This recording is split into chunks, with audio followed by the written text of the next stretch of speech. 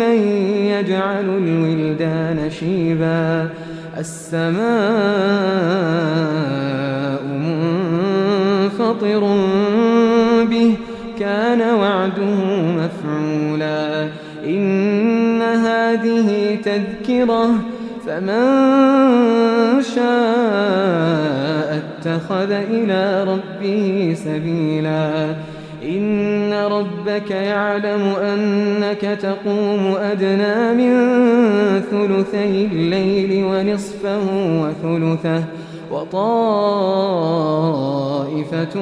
من الذين معك والله يقدر الليل والنهار علم أن لن تحصوه فتاب عليكم فاقرؤوا ما تيسر من القرآن علم أن سيكون منكم مرضى وآخرون يضربون في الأرض يبتغون من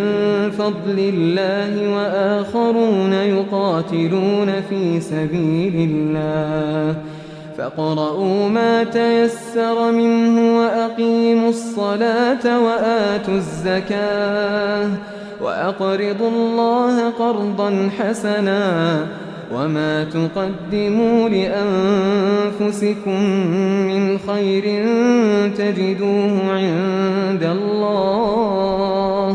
تجدوه عند الله هو خيرا وأعظم أجرا واستغفروا الله